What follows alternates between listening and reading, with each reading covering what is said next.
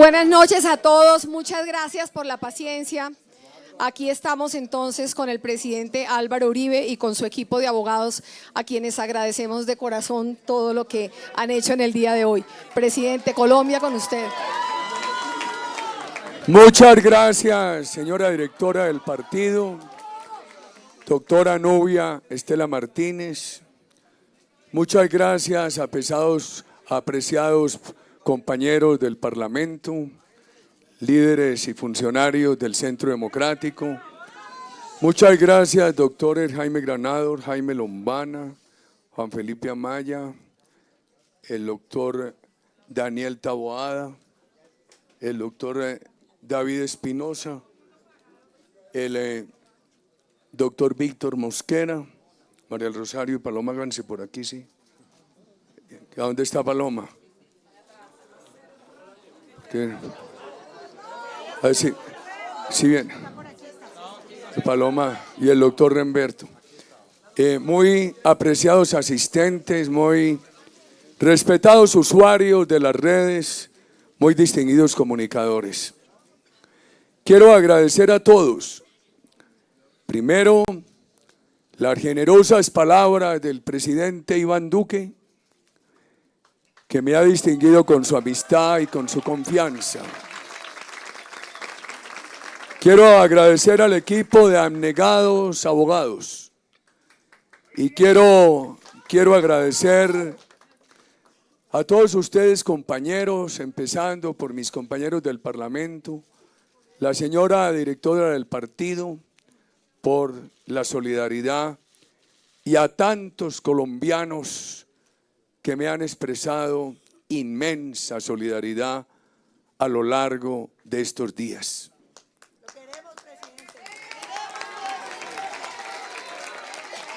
presidente. Mi obsesión ha sido la verdad y la institucionalidad.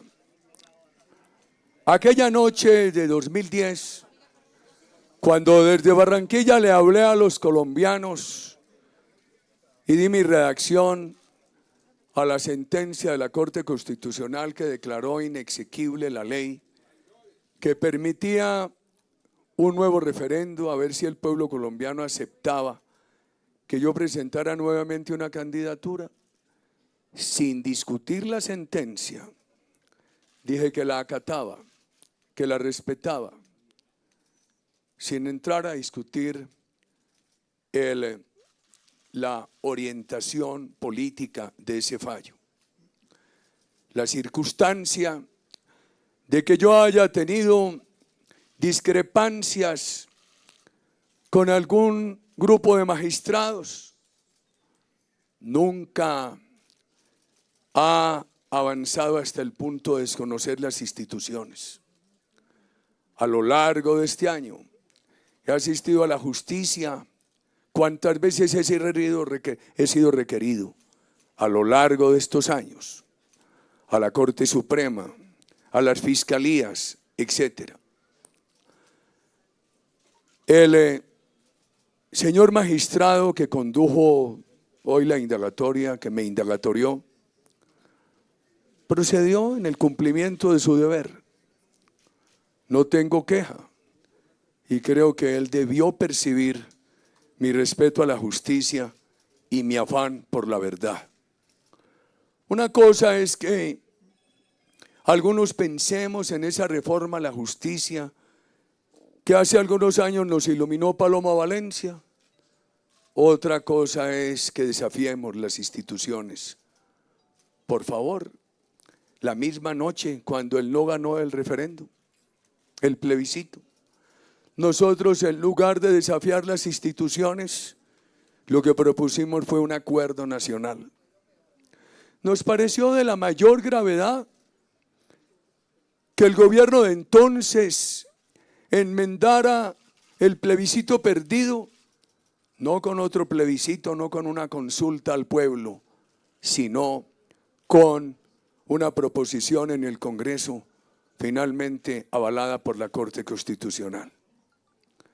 Pero hemos preferido la crítica de sectores inconformes por esas decisiones que entrar a desafiar las instituciones. Quiero hacer unas referencias al proceso, unas referencias a algunos episodios de mi vida pública y unas referencias al ideario del Centro Democrático. Este proceso. El gobierno anterior empezó con una serie de acusaciones a mis colaboradores que vienen de regreso con la decisión reciente del Consejo de Estado sobre Bernardo Moreno. Y en el año 2012, la Fiscalía me vincula a un proceso por unos videos de falsos testigos que llevó allí la persona que me acusa.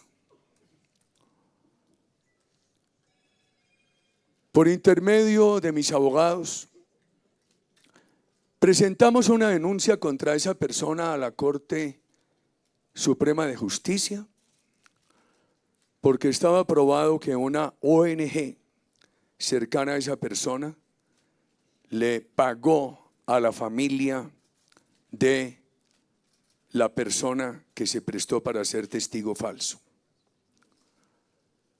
Porque otro testigo, el señor Areiza, había dado una declaración en la cual decía que la persona que me acusa le había ofrecido beneficios para acusar al doctor Luis Alfredo Ramos, a mi hermano Santiago Uribe y a mi persona.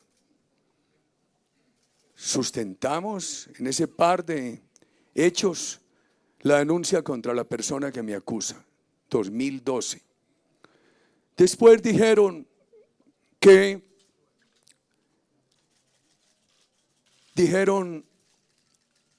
después que la declaración de Areiza no era auténtica. Posteriormente, el doctor Luis Alfredo Ramos presentó un peritaje grafológico que decía que sí es auténtica. Asesinaron al señor Areiza. Y no faltó que algún medio de comunicación vinculara mi foto a ese asesinato, lo que me obligó a escribirle a Felipe López, director de Semana, a expresarle mi indignación. Le escribí más o menos lo siguiente: recuerdo cuando mis abuelos liberales, con los ojos con lágrimas, me narraban que uno de los episodios más tristes de su vida había sido cuando al presidente López Pumarejo lo acusaban del asesinato de Mamá Toco. Creo que fue suficiente para que el cinismo entendiera. Ya en la presidencia de la República, un testigo fantasiosamente me había acusado de ser autor del aro, de esa masacre. Y el CTI lo despejó, que yo había llegado en un jeep blanco y rojo a La Caucana, uno de los pocos municipios de Antioquia o parajes de Antioquia que no visité en el ejercicio de gobernador. Las circunstancias de orden público no permitían desplazarme sino en helicóptero. Que había ido con mi hermano y 12 paramilitares. Mi hermano, a pesar de las circunstancias que sufre, nunca los ha tenido. Es un hombre preparado en el agro, básico, elemental en su patrimonio. Creo que esa finca, La Carolina, es una de las primeras que en Colombia se formalizó totalmente, porque los socios de mi padre no eran narcotraficantes, como se dijo en aquel libro de 2002, que salió al mercado pocos días antes de mi elección para tratar de frenarla. Eran dos familias distinguidísimas de Medellín, de la empresa privada, con una trayectoria de total honorabilidad, que de la misma manera han manejado las finanzas de esa finca. Dijo el testigo aquel que yo había ido con un general que habían asesinado 9 meses antes. Unas fantasías. Y todo eso se ha documentado. ¿Cuántas declaraciones no han dado los pilotos de la gobernación de Antioquia que yo nunca vinculé eran los mismos que trabajaban en ese servicio de salud cuando yo llegué a la gobernación. Ya ha muerto uno, el otro con un cáncer. Una bitácora que se llevaba con total transparencia. Lo grave es que cuando ese testigo salió de la cárcel lo asesinaron. Y eso sirvió para que algunos dijeran: Uribe. Llamé al entonces director de la policía, al general Naranjo, y le dije: general, investiguemos esto rápidamente, mire lo que están diciendo. Y sigamos, volvamos al 2012. En el 2014, mi acusador hace una campaña ampliamente publicitada en los medios de comunicación de que hará un debate. Y lo hizo. Y el presidente del Senado de la época me dijo que ellos no querían hacerme ese debate porque me apreciaban. Y que era el debate de un senador a otro, pero que se los había impuesto el entonces presidente de la República. Y como no actúan de frente, solapadamente, la disculpa que han sacado a través de ese medio que han mantenido cautivo es que un partido político en el que influía mucho el presidente anterior votó contra el debate, sí, en una primera oportunidad. Después encontraron el ardid para hacerlo en la Comisión de Relaciones Internacionales y lo llevaron a la plenaria.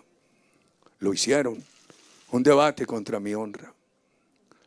Días antes, Leonardo Agudelo, un compañero de las luchas en Antioquia, me llamó y me dijo que tenía que compartir conmigo una información de gran trascendencia sobre el debate que me anunciaban, y acudió con un abogado que yo no conocía, Wilser Molina.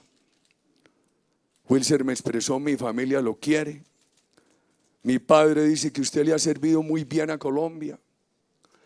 Me dijo que era abogado, que se movía en las cárceles por su ejercicio de abogado penalista, y que unos presos le habían dicho que habían sido visitados por la persona que me acusa, que les había ofrecido beneficios para que me acusaran.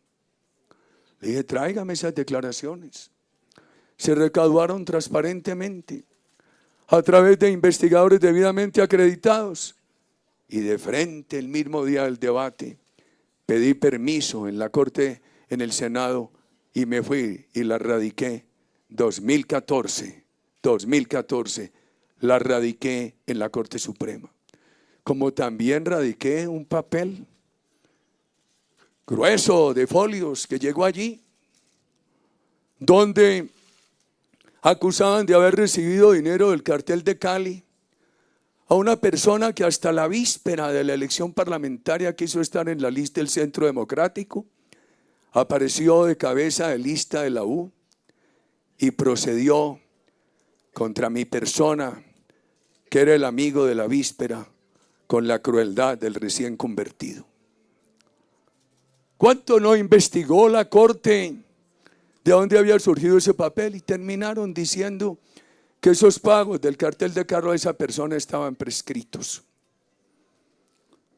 En ese proceso del 2014, recibí el informe que conocieron los doctores Jaime Lombana y Jaime Granados sobre los dineros que el narcotráfico habría pagado a asesores políticos del gobierno anterior, del orden de $12 millones, para que esos asesores políticos hicieran un trámite en su favor con el gobierno anterior, y que 2 millones de esa cuantía probablemente habrían llegado a la campaña Santos 2010 para pagar saldos insolutos. Oh, rabia la del fiscal de entonces. Era un Júpiter tronante. Me hacía venir de donde yo estuviera, que de Cali, que de Manizales. Llevé las pruebas, no quiso investigar. En horas archivaron ese proceso. Había el suficiente acervo para que investigaran. y todo lo taparon con la invención del hacker, con lo que avanzaron para robarle la elección a Óscar Iván Zuluaga. Con los años, después de un costo tan alto, se viene despejando lo del hacker. Acaba de darse el fallo en segunda instancia absolutorio de un gran colombiano, de una honorabilidad total, Luis Alfonso Hoyos. Yo estoy todavía en la Corte Suprema vinculado al hacker, tema del que supe cuando estalló el escándalo. Y recuerdo que le dije a ese colombiano que tanto aprecio y quiero, a Óscar Iván Zuluaga, cuéntame esto, y me dijo, una persona que contratamos para el manejo de las redes sociales. Y me contó que había trabajado con JJ Rendón, con el presidente Juan Manuel Santos, y le dije, si me hubieras consultado, no yo por inteligente, sino por viejo, te habría dicho, con esos antecedentes no lo contrates. Eso es 2014. Y nada pasa en el 15, en el 16, en el 17. Pero en febrero del 18, a pocos días de la elección del Congreso, estalla otro escándalo en mi contra, de aquellos que hicieron fila sistemática para desacreditarme ante la opinión pública y afectarme electoralmente. Ya lo habían hecho en el 14. Corría yo una mañana para la sede del partido a anunciar proyectos de índole laboral que nos aprestábamos a llevar. Y todo el interés de los comunicadores era preguntarme si yo era el responsable de Andrómeda, tema totalmente ajeno. Yo recuerdo que esa mañana me acompañaban María del Rosario Guerra y el senador Ernesto Macías. Y entonces, un proceso que había empezado en el 2012, lo fallan, al contrario de toda lógica, pocos días antes de la elección del Congreso de 2018, y absuelven a mi acusador, el de las 21 visitas a las cárceles, el de la ONG que le había pagado la familia de uno de los testigos falsos, y me acusan a mí con una compulsa de copias.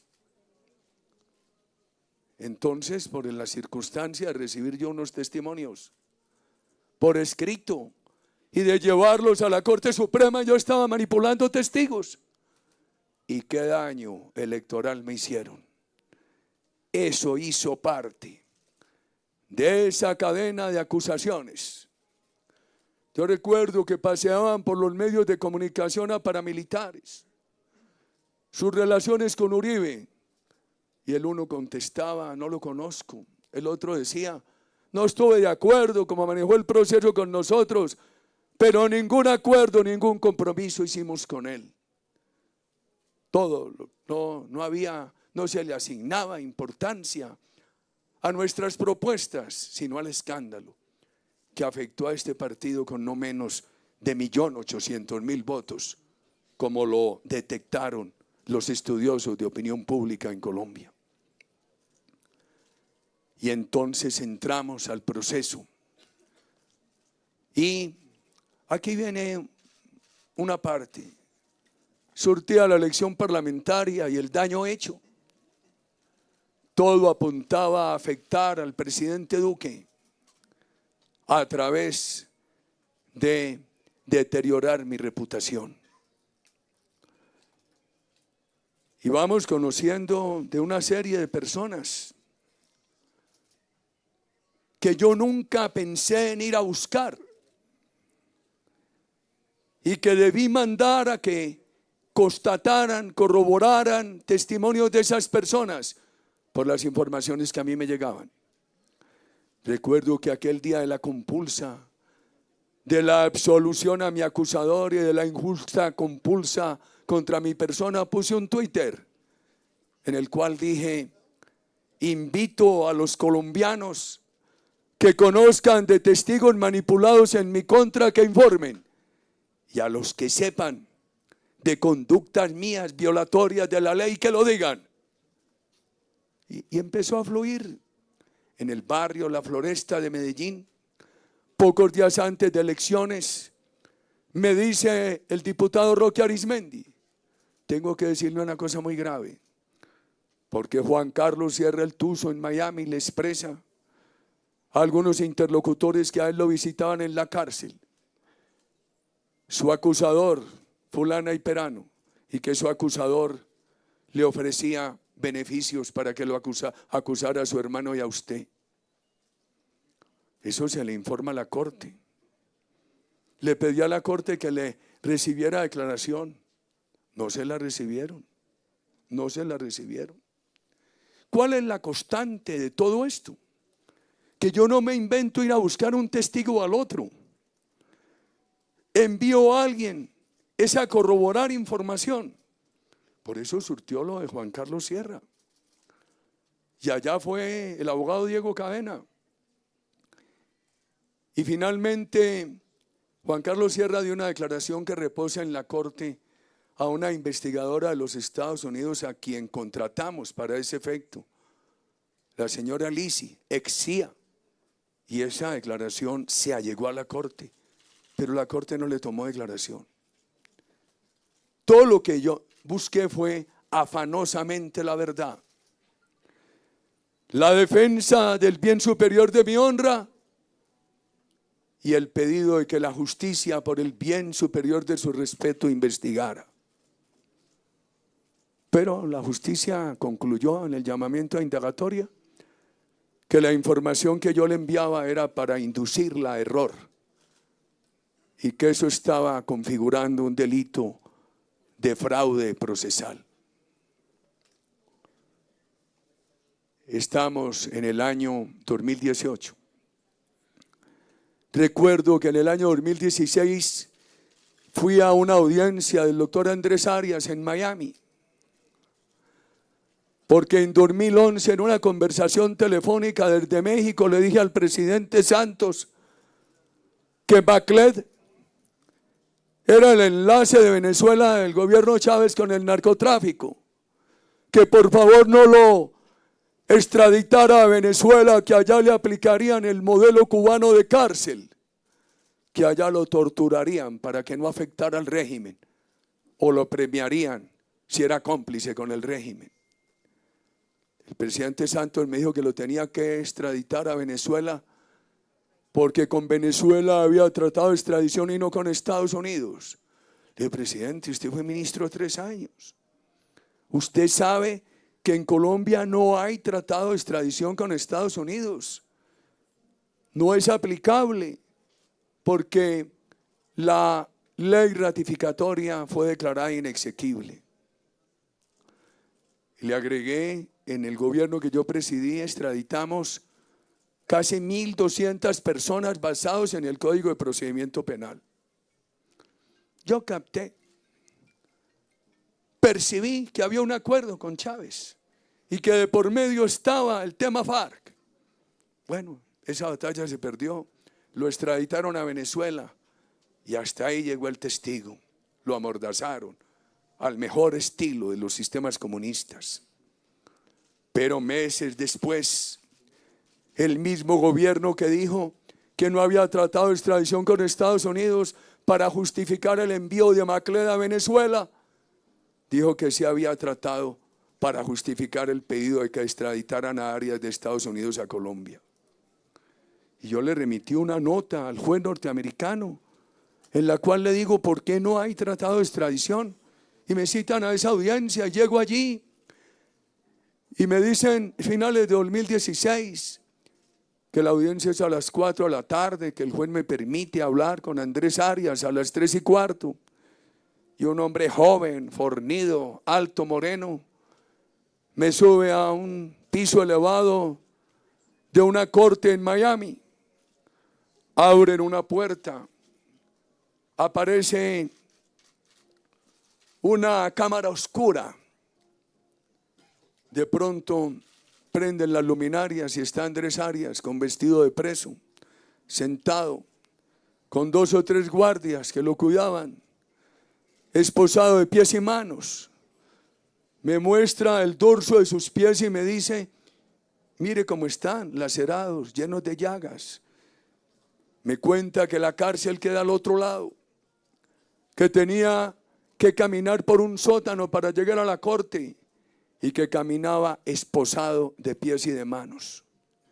Le entrego un vestuario que me encomendó su señora y me dice, es la primera vez que me van a dejar asistir a una audiencia vestido normal. Y me agrega, mire, en breve le tengo que contar que aquí en esta cárcel hay personas extraditadas por su gobierno que afirman que lo que hay contra su hermano es un montaje para vengarse de usted. Pasa el 2016, mis abogados nada pueden hacer. Llego a Miami la noche del 2 de febrero, inolvidable, porque ese día, por mi devoción a la Santísima Virgen, había participado en la conmemoración de la Santísima Virgen de los Remedios en Riohacha. Estaba invitado por la Universidad de Miami, efectivamente el 3 de febrero di una conferencia allí. Desayuné en el hotel con varias personas, uno de ellos el doctor Abelardo del Espriella, familia que me tiene algún cariño, porque siempre aprecié a su padre, lo conocí desde jovencito, un hombre honorable y trabajador, y con mucho gusto en nuestro gobierno tuvo una notaría y le fue bien, y siquiera colombiano, honorable. Le dije, hombre Abelardo, usted que ejerce el derecho penal y que está en los Estados Unidos, ¿por qué no pregunta si es verdad que hay estos comentarios? A los poquitos días me llama y me dice, pregunté y es verdad. Estoy yo en ese febrero operado de la próstata en mi casa. Volví la casa a una charcutería para poder recibir 84 delegaciones de municipios de Antioquia con cariño, 7 delegaciones de otros departamentos. Recuerdo un día que a la 1 de la mañana resolvieron regresarse los santanderianos en unos buses. Yo atento a ver, por lo menos que tuvieran la taza de agua panela, el tamal, la arepa con el coicito molido de la comarca. Y un día llegó un abogado, mientras yo recibía delegaciones, joven, y me dijo, yo soy Diego Cadena. Usted preguntó, mandó preguntar esto a la cárcel. Es verdad, lo mandé preguntarme. Yo soy quien le mandó decir a usted en el 2014 los pagos de personas del narcotráfico, asesores políticos de Santos. ¿Y por qué su cliente me dijo que la persona o esas personas era o había sido cliente de él? ¿Por qué no siguió declarando? Y me dijo, porque se asustó por el momento político. Me dijo, ejerzo aquí, he sido abogado de muchas de esas personas, les he ayudado a hacer negociaciones transparentes con las autoridades norteamericanas, voy y vengo. Y me dijo que esas personas tenían información sobre mi hermano y sobre el asesinato del doctor Álvaro Gómez Hurtado. Imagínense mi asombro, mi afectación por lo que vivía mi hermano y mi asombro por esa noticia frente al caso de Álvaro Gómez. Llamé al fiscal general por conducto del senador Honorio Enríquez. Me mandó decir que el abogado Cadena debía presentarse a la fiscalía que conocía el caso de mi hermano. Allá fue el abogado Cadena y me cuenta que el fiscal del caso de mi hermano le dijo, esos señores van a declarar contra Santiago Uribe. Diego Cadena se sorprendió y le contestó, no sé. Regresó a mi persona y le dije, entonces lo que hay que hacer es que manden unas declaraciones, un escrito. Y me entregó 3 ofertas. Llamo ofertas, yo no sé cómo catalogarlas jurídicamente. Del señor Diego, del señor Don Berna, del señor Quintero San Clemente, donde expresaban a la fiscalía su interés de hablar sobre el tema Álvaro Gómez y el tema de mi hermano. Le pedí una cita al señor fiscal general, me la dio para entregarle esas ofertas de declaración. Me acompañaba el senador Honorio Enríquez. todavía muy jovencitos, sin llegar al Senado estaban Juan Manuel Daza, hoy representante, y Ruby Chagüe, hoy senadora.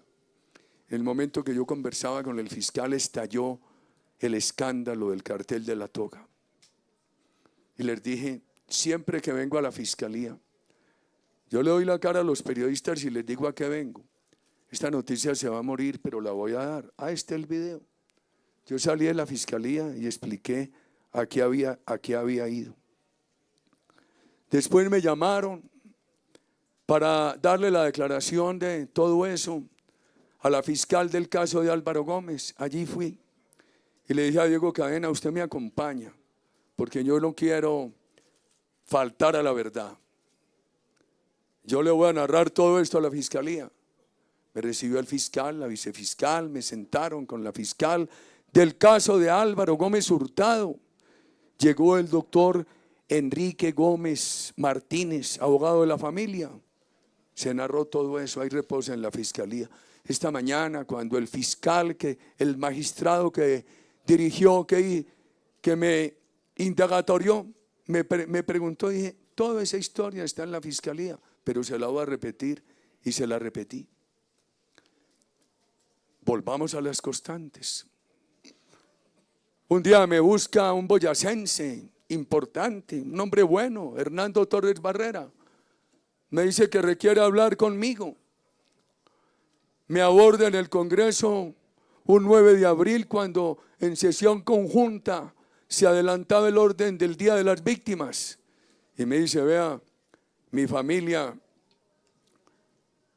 conoce la familia de una fiscal que está detenida. Hay una amistad familiar con la familia de ella. La familia de ella es muy buena, me habló especialmente de un tío. Y esa fiscal dice que conoció de un complot en la fiscalía contra su hermano y contra usted. Así como yo nunca había pensado en Juan Carlos Sierra, se me ocurrió enviar a la corte la información y enviar a que le preguntaran a los Estados Unidos. Tampoco había pensado en la fiscal presa. Y se le abordó justamente por la información que llegó a través del doctor Torres Barrera. Y así sucesivamente. Estoy yo con Juan Manuel Daza en Pacho, Cundinamarca, un sábado en plena campaña del presidente Duque. Y me aborda un hombre joven, grueso, moreno, simpático. Y me dice, ay, yo lo conozco, yo lo conozco. No, ay, yo he visto a doña Lina y a sus hijos en Medellín. Yo soy desmovilizado y le tengo que contar algo muy grave porque a mí me han abordado mi acusador y otro, el exmagistrado auxiliar Iván Velázquez, y me han hecho ofertas para que declare contra su hermano y contra usted. Estábamos todavía saliendo de la manifestación de Pacho. El coronel de la seguridad le dije, ¿cómo me reúno yo con este señor? Y me dijo, la única manera es allí en el vehículo. Recuerdo que en el asiento delantero izquierdo estaba el conductor, en el derecho el coronel. No sé si Juan Manuel Daza estaba en la última banca o no. Hoy le dije al magistrado, le tendrán que preguntar a Juan Manuel. El señor me corroboró minutos después, antes de llegar a la parte de la cordillera entre Pacho y Zipaquirá, en el sitio donde no hay señal de celular. Intenté comunicarme con la oficina del doctor Granados, no pude. Llamé a alguien de AMIUTL y le dije, por favor, dígale a la oficina del doctor Granados que esto se le informe a la corte el día lunes. Y así se hizo. Todo documento que se recogía se llevaba a la corte por orden mía. Mi única obsesión era la verdad. Cuánto me duele que me llamen a una indagatoria acusándome de que yo lo que quería con esas pruebas que enviaba a la corte era inducir a la corte a un error y que era un fraude procesal. Hombre, por favor, por favor. Y nosotros tuvimos 3 constantes. Obsesión, decir la verdad. Nunca se me ocurrió ir a buscar un testigo. Mandaba a constatar la información que me llegaba. y todo elemento probatorio pedía que se allegara a la corte. Y entonces también me hablan de un soborno. Y he querido examinarlo. Vine a saber en las últimas semanas que el abogado Cadena, 10 meses después de una declaración de un testigo Vélez, Carlos Enrique Vélez, le dio 2 millones de pesos que por razones humanitarias. Fue a decírmelo a la oficina, le dije, hombre, doctor Diego, si me hubiera consultado, le digo que de ninguna manera, terminantemente no. Después apareció en las diligencias que eran 7 millones y entonces el señor dijo que lo habían comprado para que dijera una mentira en favor de Álvaro Uribe. Le dije, magistrado, yo creo que tiene que mirar 2 cosas, la cuantía y tiene que mirar otra cosa. A mí me informaron en las últimas semanas, recientemente, y siempre aquí lo que se buscó fue decir la verdad. Y ese delito de soborno de testigos exige que sea para inducirlos a que guarden silencio o alterar una realidad o decir una mentira. ¿A dónde está eso? ¿A dónde está eso? También he sabido que a otra testigo, a la señora Diana, que habló por ahí en una emisora, creo que en la W, le entrega, he sabido ahora y lo supe por las diligencias, le dieron 400,000 pesos para unos viáticos. Espero que no hay contradicción entre lo que han declarado unos y otros en mi indagatoria. El magistrado ponente, sustanciador, lo estudie. Cuando vi que Jaramillo me dice que por una persona Williamson ha conocido de la cárcel que el testigo Monsalve vive muy arrepentido, que porque mintió sobre la finca Guacharaca, sobre Santiago y Álvaro Uribe, y que quiere decir la verdad, simplemente le dije, dile a los abogados, le dijo al doctor Cadena, allá fue. Entonces dijeron, y empezamos a conocer filtraciones ilegales, que la columna del uno, que la columna del otro, que la columna del de más allá. No voy a mencionar nombres propios, pero muchos se imaginarán, por lo menos de 1 o de 2. Y hoy le dije al magistrado, ¿y por qué esas filtraciones ilegales? ¿Y por qué audios alterados? ¿Y por qué analizaban interceptaciones mías parcialmente?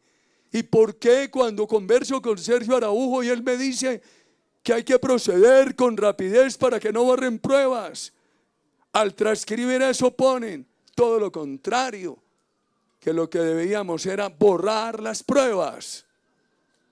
¿Y por qué esas filtraciones ilegales?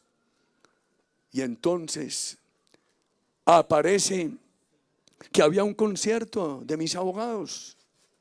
Espero que haya quedado absolutamente claro su transparencia, doctor Jaime Lombana. Y después que también estábamos acordados con Álvaro Hernán Prada para que Álvaro Hernán Prada ayudara a desacreditar al testigo. Tuve que ser muy enfático y con todo el respeto decir, Álvaro Hernán Prada lo buscan, como intentaron llegarle a otras personas. Yo encuentro una llamada en el teléfono mío, Álvaro Hernán Prada, y no tengo sino un teléfono registrado de Álvaro Hernán Prada. Le retorno la llamada y me dice, mire, hay un testigo Monsalve que acusa a su hermano y a usted sí. Es que aquí me dicen que él quiere decir la verdad, que él dijo mentiras, que esa acusación es falsa. Todo lo que le dije es, ojalá diga la verdad, está en la interceptación. Yo le tuve que decir al magistrado, por ahí dijo el magistrado Fernando Castro Caballero a unos clientes de Santa Marta, que hace pocos días le dijeron, hombre, ¿qué es lo que pasa con el expresidente Uribe? Nosotros lo apreciamos, lo conocemos como un hombre honorable.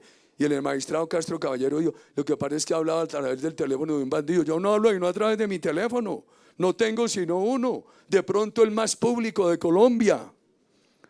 Le dije, magistrado, ¿qué más pruebas necesitan de que yo no hablo sino por ese teléfono que el récord Guinness que voy a acreditar?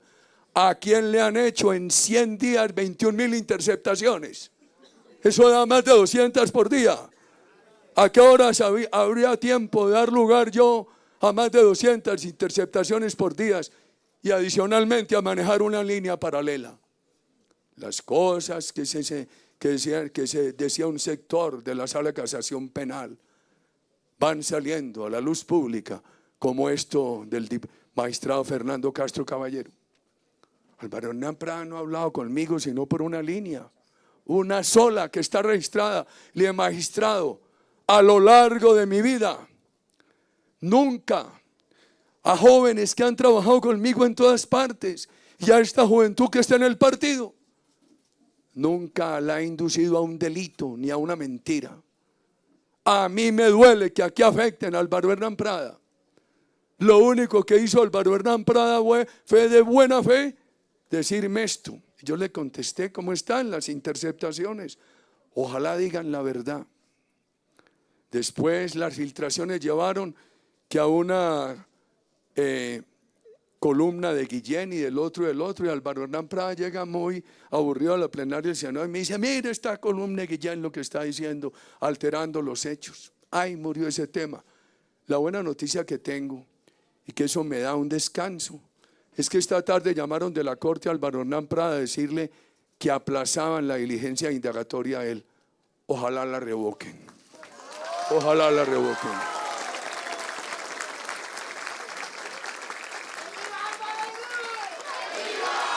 En una de las 21,000 no son muchas más. No me interceptaron en la presidencia. ¿Acaso no se deleitaban publicando estas interceptaciones? Ustedes saben que a mí de pronto se me vuela la piedra.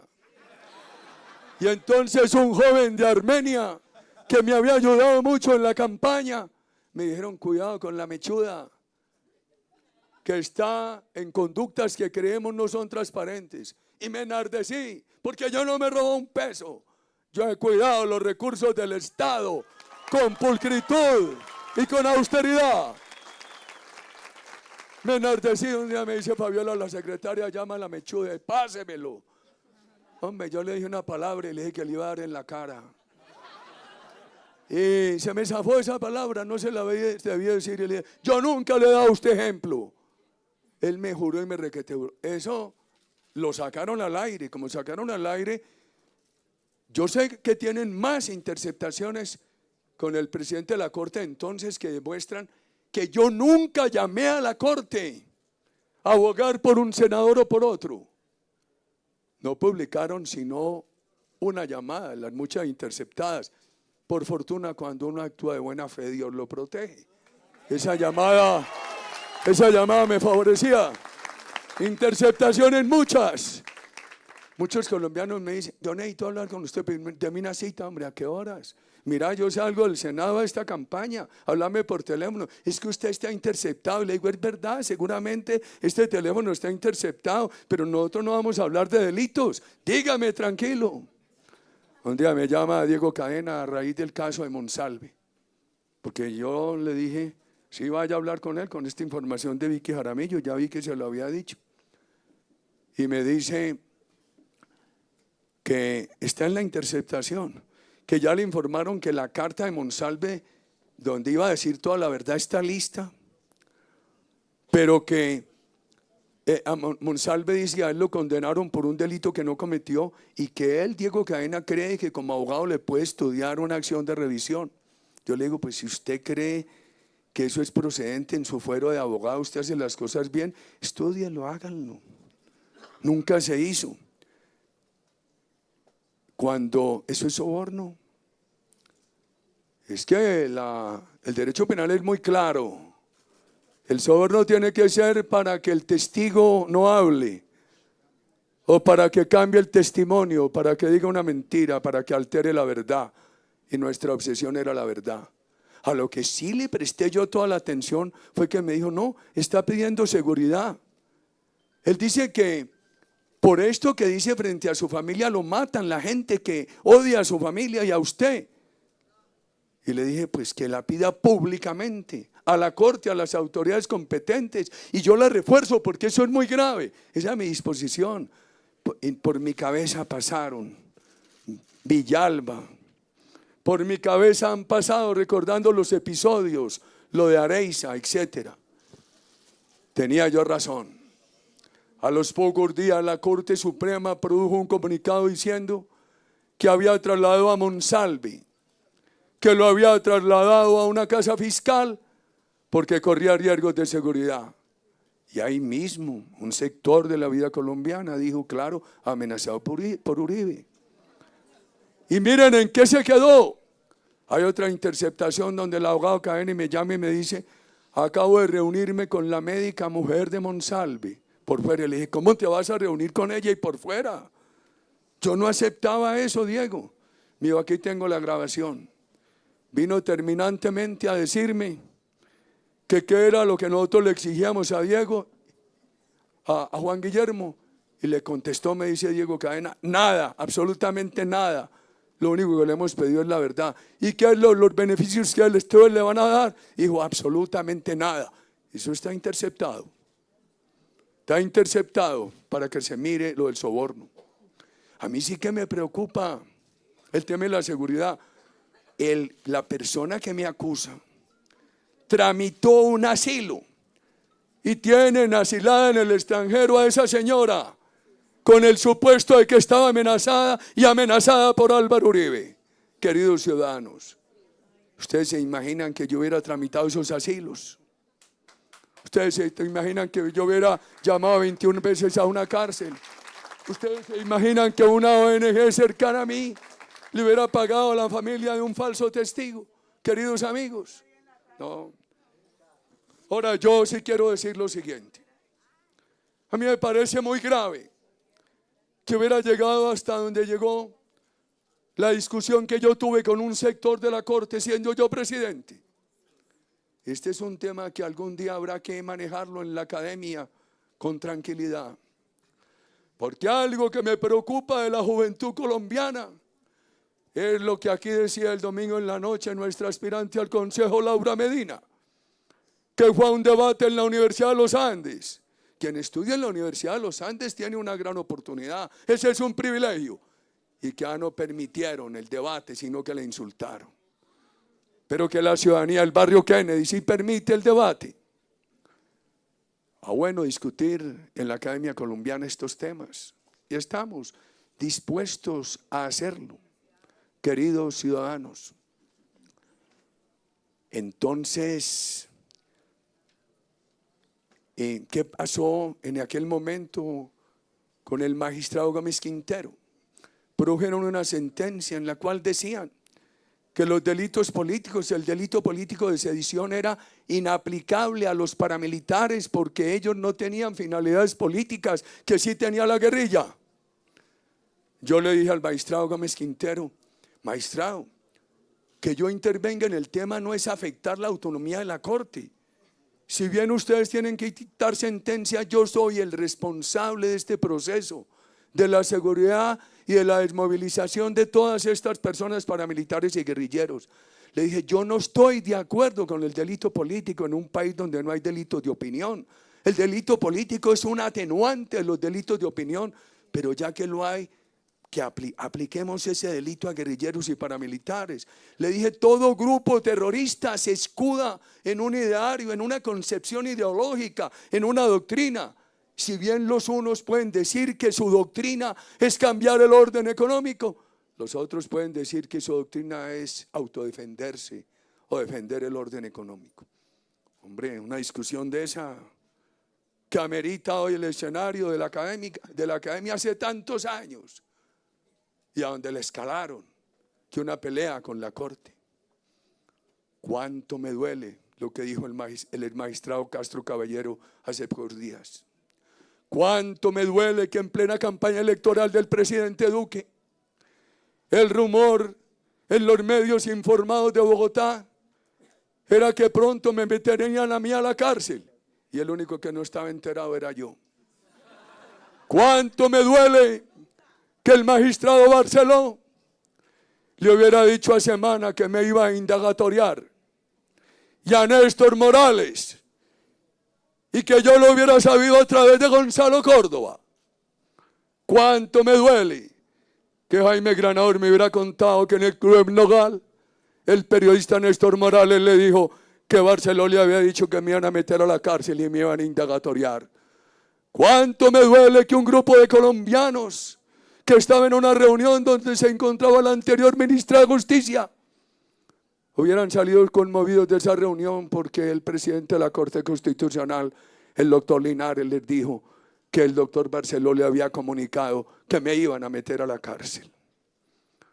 ¿Cuánto me duele que de la Corte salía el rumor que el magistrado Luis Hernández había dicho que ya tenían agarrado a Uribe y que había que preparar la boleta de medida de aseguramiento? ¿Cuánto me duele? No acuso, expreso mi dolor para que Colombia haga una reflexión. Y lo pongo con nombre propio, porque aquí el tema no es contra la institución, sino por procederes de individuos, estimados ciudadanos. ¿Cuánto me duele que un importante colombiano candidato a la presidencia, cuando esas semanas en que estaba en su furor el rumor de que a mí me meterían a la cárcel, puso en Twitter diciendo que con lo que ocurriría la semana siguiente, quienes pasarían a segunda vuelta serían él y el exalcalde de Bogotá, y no Iván Duque? Por favor, ¿cuánto me duele que después de haberme hecho ese daño,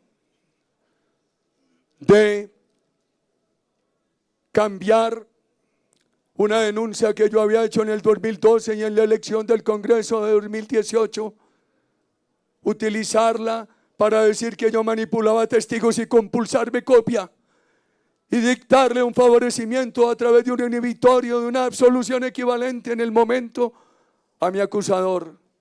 ¿Cuánto me duele que no contentos con eso? En julio, recién iniciado el Senado, me llaman de la Corte y me dicen: en ese proceso le han concedido una versión libre, finales de 2018, julio de 2018, proceso que había empezado en el 2012. Pero aquí le han abierto otro y lo citan a indagatoria por fraude procesal y soborno de testigos. Proceso que yo no conocía. Un proceso que nunca me inventó la Corte. Yo no entiendo por qué cuando uno llega todas las pruebas a la Corte en vez de investigar, lo que hace es presumir que yo hacía llegar esos elementos probatorios para inducir a la Corte a error. Por favor, hoy le tuve que decir al magistrado al final: honorable magistrado, tengo hechos nuevos. Los colombianos me están llamando a decirme conocemos tal y tal cosa. Y yo le voy a pedir que practique esas pruebas. Pero yo tengo que tener confianza. Porque entonces si yo le pido a la Corte que practique esas pruebas y la reacción de la Corte es que estoy pidiendo eso para inducirlos a error, entonces ¿en quién confía uno? Si no tiene el derecho de que la justicia por lo menos investigue algo que uno transmite. Y temas muy graves. Y temas que tienen que ver nuevos. Una noche reciente me llegó un gran colombiano. Me dijo que no lo delatara ante la opinión pública. Le dije, pero tengo que decirle a la Corte. Y me llevó 2 testigos y hoy le pedí a la Corte que los escuchara. Él es cónsul de Colombia en Nueva York. El doctor Francisco Noguera publicó en las redes que conoció de las visitas. Es que cuando hubo la extradición de los paramilitares, yo recuerdo que le pedí a los Estados Unidos que públicamente tenían que aceptar que el Estado colombiano, el gobierno, la justicia, el parlamento, el pueblo, tendrían acceso a las cárceles de Estados Unidos. Y así lo dijo el embajador de la época y lo han cumplido. Y aquellos acervos enemigos del paramilitarismo, al otro día de estar los dirigentes paramilitares en Estados Unidos, empezaron a coquetear con ellos, a acercarse a ellos, a visitarlos en las cárceles, a ver qué información tenían contra Álvaro Uribe. Y siguen llegando nuevas informaciones como la del cónsul de entonces en Miami. Y me dice, y la vicecónsul estaba totalmente informada. Y hoy le pedí a la corte que por favor practique esas pruebas. Como otra. Llama a un colombiano a decir fulano de tal en la cárcel de Medellín está ofreciéndole a tales y a tales presos dinero para que digan que usted fue fundador del bloque Metro, los paramilitares. Lo único que pido es que lo investigue la corte. Y el otro me dice, un capitán de la policía en un allanamiento encontró las cartas que su acusador mandaba a paramilitares, indicándoles cómo debían escribir contra usted. Y los superiores de ese capitán, de ese oficial, lo obligaron a que hiciera caso omiso de eso. Pues allá debe ir el informante que dijo ayer. Allá debe ir ese capitán a decir la verdad, queridos ciudadanos. Se lo pedí hoy a la corte, con resiedumbre pero con respeto. Y espero que la corte evalúe que lo único que yo he querido es que la corte investigue, que la corte concluya. Pero han concluido en esa indagatoria lo contrario, que yo allegaba esas pruebas y pedí esos testimonios. Era para inducir a la corte a error, queridos ciudadanos. Y aquel día que me notifican esa indagatoria, en una conversación con mi señora, llegamos a la conclusión que yo sub judice no podía acudir al Senado. Me daba pena. Y que además debía dedicarme a la defensa. Y llamé al recién elegido presidente del Senado y le envié una carta. Para que se aceptara mi renuncia al Senado. Y esa noche hubo un panel en hora 20. Y el presidente de la Corte, magistrado Barceló, llamó a algunos de los panelistas. Y a uno le dijo que Uribe se retiraba del Senado para escabullirse de la Corte porque lo tenían agarrado. Están las declaraciones juramentadas. Y matizaron lo que dijo, pero no pudieron negar que habían llamado. No acuso, una reflexión. ¿En qué país del mundo un magistrado, un presidente de la Corte puede llamar a un programa radial a eso? Y eso me obligó a retirar la carta del Senado. Eso me obligó. Pues en estos días me preguntaban un periodista de Blue, es que usted no presentó la carta de renuncia. Claro que la presenté, doctor, lo que pasa es que usted es muy sesgado, no es sino leerlo en sus columnas. Usted tan inteligente debería ser un poquito menos sesgado. Y le conté toda esta historia que les acabo de contar a ustedes, queridos ciudadanos. Bueno, ahí vamos. Por fortuna tengo la tranquilidad hoy que le puedo decir a las juventudes que nos acompañan en este partido, que procedí a defender mi lealtad a la verdad y a las personas. Por eso mi defensa hoy de Álvaro Hernán Prada y de todos los compañeros. Mire, siempre me preocupan esas filtraciones. Y yo supongo que lo que dijo la fiscal Niño, la confirmación de lo que me había dicho el doctor Torres Barrera, es favorable a que yo estoy diciendo la verdad. Pero una periodista sacó y dijo todo lo contrario. Y se le preguntó y dijo, no, es que el magistrado me filtró. Yo no creo que este magistrado, que es un hombre serio, hubiera filtrado eso. Me pareció muy grave la periodista. Y también yo anoche le dije una pequeña declaración a los periodistas del Congreso, la única esta mañana. Yo no, le dije a mi señora, yo no voy a entrar por el sótano, no, ni riesgo. Entro por la calle. Y le dije a los periodistas, yo no voy a dar declaraciones, la de anoche es suficiente, les pido comprensión, déjenme pasar. En el receso para el almuerzo, veo, no, aquí hay unas personas gritando en la calle, ya ha habido desórdenes, están enfrentados a la policía, me hicieron salir por el sótano. Fui a una reunión con los abogados, almorzamos, regresamos, volví, me encontré a los periodistas y les volví a decir, no, con la declaración de anoche, esperen a ver, se los dije muy respetuosamente. Siempre me preocupa que una periodista con un micrófono, una cadena radial bien importante, tenga uno, por aquí entre el brazo, uno de los carteles donde me decían genocida. El periodista es el juez de opinión. Es que yo recuerdo a Kissinger, que definía las relaciones entre el hombre público y el periodista. Y Kissinger solía decir, tienen que ser independientes, pero el periodista necesita un alto grado de imparcialidad, porque el hombre público actúa, el periodista informa y califica.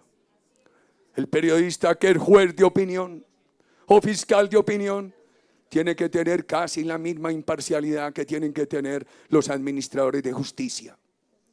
A mí me han preguntado, ¿el juez y el periodista pueden tener ideas políticas? No se puede negar, es su derecho. La otra cosa es que no pueden fallar por sus ideas políticas, sino por los hechos. Pero hoy, cuando gritaban desde afuera genocida y asesino, recordaba yo que cuando recibí la presidencia, la recibí con dos cosas muy buenas del presidente Pastrana. Y tengo que decirlo, porque va llegando uno a unos momentos de la vida donde tiene que ser absolutamente franco con sus compatriotas. Él consiguió para este país el Plan Colombia y empezó el proceso de recuperación de las Fuerzas Armadas. Lo engañó la FARC, procedió con toda la buena fe. Mis discrepancias con el Caguán las manejé con altura con el presidente Pastrana, a quien estimo. Y la noche que él rompió, lo llamé desde Barranquilla tarde de la noche a darle el apoyo. Pero el país estaba una tercera parte en manos de la guerrilla, una tercera parte en manos de los paramilitares y el resto en riesgo. Y la FARC creyó que con ese cinismo, esa osadía, ese orgullo, esa vanidad con la cual se mostraron saliendo del Caguán en aquellas camionetas y con aquella ostentación, se iban a tomar el poder. Creyeron que yo había llegado a la presidencia a estrenar corbatas, a teñirme el pelo, a maquillarme, a tomar té y a jugar crochet. Yo llegué a imponer orden y autoridad, queridos ciudadanos. Y entonces, ¿quiénes hoy? ¿Quiénes hoy? Hoy desde la calle me gritaban genocida. Decía yo, no sabrán qué pasó el 7 de agosto de 2002, que asesinaron todos esos colombianos inocentes en la calle del Cartucho. No sabrán que le dije a Carolina Barco, mona distinguida, parece una europea criolla. Tú te quedas atendiendo aquí las delegaciones diplomáticas, porque yo voy a estar en el Cesar antes de que despunte el sol para empezar la seguridad democrática. Y lo cumplí. Y por la tarde llegamos al Caquetá. Todos los alcaldes del Caquetá que hicieron parte de un grupo de más de 300 alcaldes colombianos que no podían despachar en sus municipios. Y al final de nuestro gobierno todos estaban protegidos, sin importar el origen político de su elección, despachando en sus municipios. Era un país de 28.000 asesinatos. Quisimos haber llegado a 0. Bajamos a 15.000. Ojalá este año esté en 9, 10.000. Ojalá no haya uno solo. Era un país que asesinaba, tuvo años de asesinar 200 o más sindicalistas al año. Nuestra protección especial queríamos 0. El último año asesinaron 14. No unos por motivos sindicales, otros por razones distintas. Había una sentencia condenatoria de los asesinos de sindicalistas. Al final de nuestro gobierno había 200 sentencias condenatorias. Era un país donde llegaron a asesinar 15 periodistas por año. En los últimos 3 años de nuestro gobierno asesinaron 1 por año. Claro que hubo uno que dijo que sí, que no los asesinaban, pero que los perseguían. Y él disfrutó una amable persecución, una beca en una comodísima universidad de los Estados Unidos. Pero está bien, que gocen que nosotros aquí trabajamos por este país. Era un país de 2.800 secuestros. El último año todavía hubo 120 secuestros extorsivos. Era un país con la economía creciendo al 1,9. Llegó a crecer al 7. Mientras Brasil, México y Chile tuvieron resultados negativos de la economía en la gran crisis internacional, este país se había preparado bien. Y en el peor año de la crisis bajó al 1,9 y en el siguiente ya estaba en el 4,4. Y le dejamos un chorro de confianza, de inversión al gobierno siguiente, que de no haber dilapidado esa confianza habría mantenido la economía creciendo al 5. Como lo había dicho el estudio de 2006, que por allá en el 2000-2012 empezó Juan Luis Londoño, nuestro ministro accidentado y muerto en la fatalidad de ese accidente, y el director de planeación Santiago Montenegro en la Visión Colombia 2019. Era un país con una pobreza entre el 50 y el 53.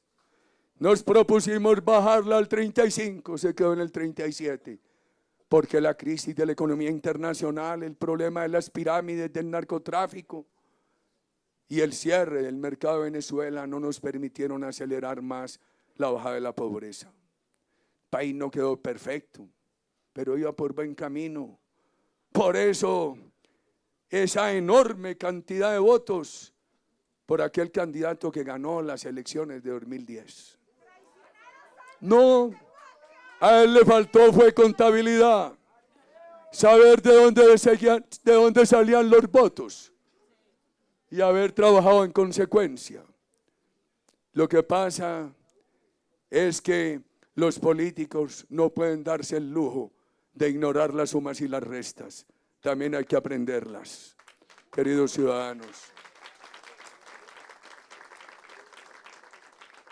Yo recuerdo al presidente Duque hace meses diciéndome cómo era banca de oportunidades en nuestro gobierno, que pasamos de 725.000 millones desembolsados a la microempresa a más de 8 billones. Recuerdo cómo era el diálogo con los compatriotas. El presidente Pastrana hizo un programa experimental de 280.000 familias en acción. Yo dije, eso es muy bueno, eso lo necesita Colombia, ese subsidio condicionado. Lo subimos a 2.800.000 familias. El SENA lo pasamos. Decían, lo va a privatizar, lo va a privatizar. Lo que hicimos fue multiplicarlo por 8, estimados periodistas. Atendía a 1.150.000 colombianos por año y terminó atendiendo a 8 millones de colombianos por año. El Sisbén, cuando llegamos, vinculaba a 10.700.000 colombianos. Cuando salimos a 21, 22 millones de colombianos pobres. Después se robaron la salud. La mermelada también arrasó con Saludcop y con Caprecom. Y entonces los colombianos me dicen, pero sí, usted nos dio el seguro, pero la ley 100 es muy mala, porque no tenemos buena salud. Confío en que la orientación del presidente Duque va a recuperar ese tema. Se trabajó con entusiasmo. En estos días, en un debate sobre la Sierra Nevada, recordábamos nuestro programa de familias guardabosques, en la idea de que la mejor contribución de este país a la política contra el calentamiento global es la preservación de 600.000 kilómetros de bosque. Los quitaron después. Confío que el presidente Duque va a salir con algo extraordinario, porque en el plan de desarrollo se incluyó la norma de pago por servicios ambientales, queridos ciudadanos. Hoy que decían gritar víctimas en mi contra. Recuerdo que aquella ley de justicia, paz y reparación fue la primera que obligaba a reparar a las víctimas y que nosotros lo estábamos haciendo sin altisonancia, pero con eficacia, queridos ciudadanos. El país no quedó una maravilla, pero se trabajó. En estos días, una compatriota bellísima que me había conocido de joven, me dijo, ¿cuántos años cumpliste que estás peliblanco? Y le contesté 134. Yo, no puede ser 67 de día y 67 de noche. Algo que me deja tranquilo es que en esos 8 años de gobierno no se durmió. Pero esos desvelos sirvieron porque eran desvelos por el amor a la patria. Tal vez en la adolescencia lo único que quita el sueño es el despecho. A mí, por fortuna, en el ejercicio de la presidencia durante 8 años, perdí el sueño, no por el despecho, sino por el amor a Colombia, que es lo que nos guía. Pero hablemos de este partido, hablemos de los colombianos que creen en estas tesis, hablemos de la seguridad. La seguridad no es de derecha, no es de izquierda. La seguridad es un valor democrático. La seguridad es una fuente de recursos. Sin seguridad no hay inversión, sin seguridad no hay política social. ¿Por qué este partido defiende la empresa privada? No por la empresa privada como fin, sino por la empresa privada como medio. Porque es la fuente de irrigación de recursos para resolver los problemas sociales. Un día el presidente Chávez, amable, él de cerca, cara a cara, era amable, querido, espontáneo. Me insultaba a 4.000 kilómetros de distancia. Y esa queridura no me convencía. Entonces yo siempre era suspicaz y lo miraba a los pies. A ver si me estaba haciendo pistola con los dedos de los pies. Me dijo, Uribe, ¿cómo te parece mi política social? Y le dije, presidente, es buena. Yo no la conozco en detalle. Ese es un país muy rico.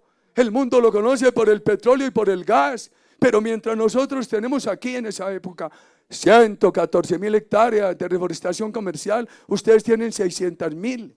En el río, solamente en el río Guri, ustedes tienen una potencia hidroeléctrica instalada igual a toda la de Colombia. Y ustedes tienen 20 millones de habitantes menos. Ustedes tienen café, son excedentarios en maíz, en arroz. Tienen enormes reservas de material de hierro y una de las siderúrgicas más importantes del mundo. Haga política social, eso está bien, presidente, pero no acabe la empresa privada. Y me dijo, no se necesita Fidel, su Espíritu Santo era Fidel. Su Espíritu Santo era Fidel. Y una noche en el aeropuerto de Caracas me empezó a mostrar todos los aviones que había. El avión nuestro tenía un problema y no podíamos regresar. Entonces yo le dije, hombre, ustedes los socialistas y tienen esta flota de aviones. Y se rió y le dije, ¿cómo te parece que Fidel, tu Espíritu Santo joven, hubiera tenido estos aviones? ¿Qué hubiéramos hecho con él? O que Bolívar, en vez de tenerse que ir desde aquí, llevando de Cabestro a Palomo y en un mular para llegar a Bolivia y con unos espacios no muy largos de navegación, no hubiera tenido estos aviones. Tenía unas conversaciones amables con él.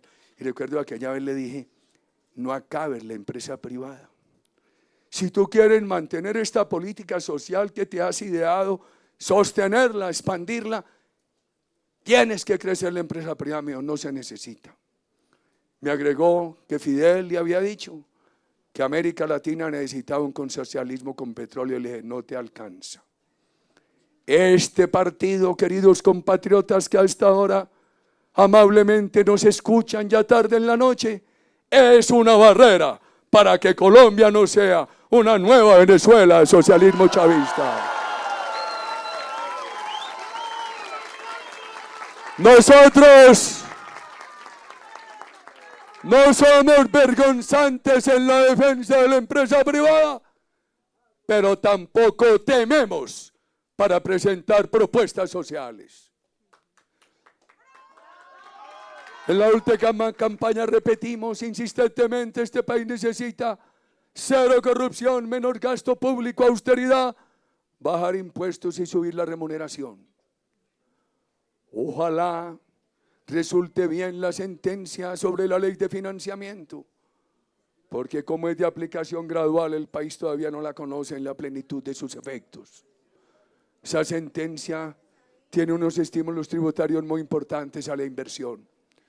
Pero también hemos propuesto la prima para los trabajadores. Y nos dicen hay que flexibilizar la legislación laboral. Y hemos dicho revisemos el tema de la jornada de trabajo, revisemos el tema de la posibilidad del contrato por horas y por días para los jóvenes hasta 28 años y para las mujeres mayores de 57 y los varones mayores de 62. Y con el liderazgo de María del Rosario Guerra se ha presentado el proyecto para que el país tenga 3 días sin IVA, pero con la condición de que los establecimientos de comercio que durante esos 3 días venderían sin IVA tengan que estar formalizados y tengan que acudir a la factura electrónica. Yo creo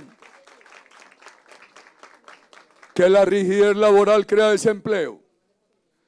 Creo que este país ha sido mal orientado en eso. Aquí se ha creído equivocadamente que mientras más trabas le impongan a la contratación y al despido, más empleo hay. Todo lo contrario. Yo creo que el país tiene unos problemas de competitividad, especialmente en las ciudades, por todo lo que se demora el transporte, la movilización de la casa al trabajo y del trabajo a la casa. Yo creo, pero no creo, que en un país que baje impuestos y baje gasto público, un país de austeridad y de transparencia, mejorar la remuneración de los trabajadores haga daño. Por eso esperamos una decisión muy talentosa de la Cámara. No puede ser que sobre este país se sigan presentando indicadores como el reciente, que Colombia es uno de los países que más horas de trabajo necesita para que una persona obtenga el mínimo vital. No puede ser que a este país le digan que es uno de los países que tiene más crítica relación entre el tiempo de familia y el tiempo de trabajo. Por eso estos correctivos hay que hacerlos.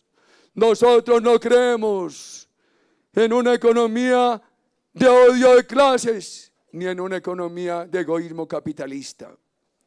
Nosotros creemos en la empresa privada, en la iniciativa privada, en la creatividad y en el bienestar de los trabajadores, en la economía de la solidaridad, del entendimiento entre los unos y los otros. He querido recordarles estos temas porque el 27 de octubre hay una nueva gesta electoral y de todo corazón le digo a los colombianos que no se repita la injusticia de castigar a este partido como lo castigaron en el proceso electoral parlamentario del 2018 a causa de la afectación a mi reputación. En este partido predominan unos ciudadanos honorables de toda Colombia, una gran juventud, una gran mística, una gran capacidad de estudio. Apoyémoslos. Una de las cosas me duelen en esta tarea, en este momento, me duele mi señora. Los hijos no, porque se han formado en el yunque de las dificultades. Y desde pequeños les he dicho la frase de Unamuno: el hierro, el fuego que derrite el fuego que derrite la manteca templa el acero. Me duelen mis nietos y me duele este partido. Por eso esta noche, apelando a la generosa atención de ustedes, quiero pedirle a los colombianos un gran apoyo a este partido. Que prescindan de malquerencias a mi persona, de defectos de mi persona, que prescindan del deterioro que se le ha causado a mi reputación y que crean en este partido, en los colombianos que lo integran. Hace 2 noches, aquí, le dije, hice política hasta las 12 del día en Antioquia. Me han reclamado muchos por qué no he estudiado suficientemente la indagatoria, porque tengo que dar ejemplo, porque a mí no me gusta perder una sola sesión del Senado, porque procuro ser de los primeros en llegar y el último en salir, porque no quiero quedarle mal a un solo acto de campaña. El domingo en la noche le dije a un distinguido equipo de abogados que sacrificó el dominical para ayudarme: me tengo que ir al partido porque a las 8 hay un Facebook Live en el cual los concejales de Bogotá actuales que están terminando, van a hacer una rendición de cuentas y están invitando a algunos candidatos para que cuenten su programa. Esta mañana llevaba eso más de 170.000 personas alcanzadas. Y aquí vinimos a eso. Me sentí muy orgulloso de esa bancada. Una bancada de lujo que ha procedido con qué honestidad, con qué independencia, con qué franqueza, sin corrupción. Entonces, cuando se dice que no, que los independientes solamente hay unos, que respeten esta bancada.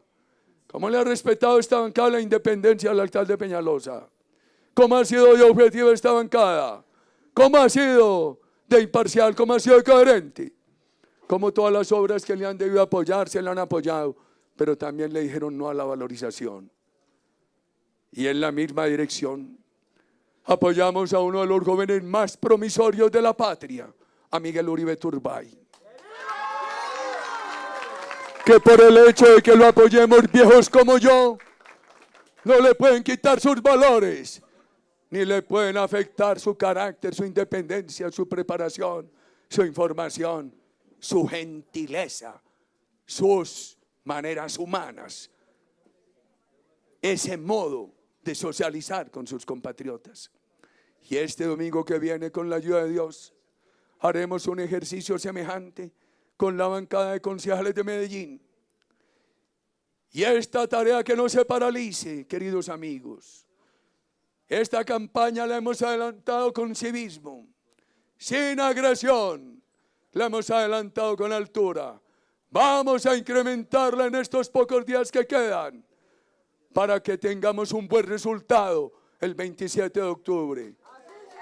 Que los compatriotas que tengan reservas sobre mí no las extiendan el partido, que sobre el partido tengan toda la confianza. Y mañana estaremos en Bogotá y pasado mañana en Boyacá y después al otro día en Arauca, en la flagelada Arauca, acompañando a nuestros candidatos, y en el Casanare, y con la ayuda de Dios en el Huila el sábado, y el domingo volveremos a Antioquia, y la semana entrante recorreremos otros departamentos de Colombia y reanudaremos también el recorrido por los municipios de Cundinamarca. La marcha no tiene pausa, queridos compatriotas. Agradezco enormemente su solidaridad. Queremos un país de un desempeño sobresaliente en su seguridad, en su economía, en su tejido social. Nosotros apoyamos el decreto del presidente Duque de que se decomise la droga. Con eso no puede haber dudas. La complicidad con la droga no es respeto al libre desarrollo de la personalidad. Es un camino de esclavitud. Destruye todo el sistema neural. Afecta el equilibrio emocional, la psicología. La droga va convirtiendo al ser humano en un idiota. Le deteriora su capacidad de raciocinio, el control de su voluntad para tomar decisiones racionales, y lo iguala a los otros seres vivos de la naturaleza que no tienen control de voluntad para proceder con libertad. Por eso hemos dicho que apoyamos el decreto del presidente Duque de que se decomise la droga en cualquier lugar de la patria, en cualquier lugar público de la patria. No quiere decir ello que al drogadicto le metan a la cárcel, que lo rehabiliten, que le den todas las posibilidades, al distribuidor a la cárcel, pero a todos quitarle la droga. En esa tarea estamos. Yo, al expresar desde aquí mi gratitud a las expresiones generosas del presidente Duque, le quiero decir de todo corazón que lo único que nos interesa por Colombia, por la juventud de esta colectividad, es su éxito. Y le quiero decir a todos los colombianos que creen en la necesidad de un país austero, seguro, sin droga, que proteja los recursos naturales, de un gran equilibrio entre la democracia participativa y la representativa, un país con menos impuestos, mejor remuneración, con una economía fraterna sin odio de clases, que el Centro Democrático se identifica con ellos. Lo nuestro es un partido de un amplio espectro cívico y patriótico. Apoyémoslo. A ustedes de todo corazón, en nombre de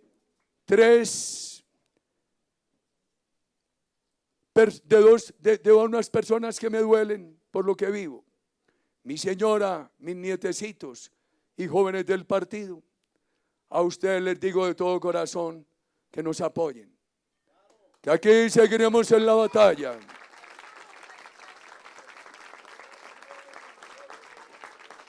Un potrico trochador que estoy avanzando no es capaz de fugarme de Colombia. Por eso aquí seguiré con los Crocs, caminando Colombia y asistiendo a la Corte y a la Justicia cuantas veces se hace necesario, pero trabajando para esculpir victorias democráticas. ¡Que viva Colombia! ¡Que viva Colombia! ¡Que viva Colombia! Muchas gracias a todos.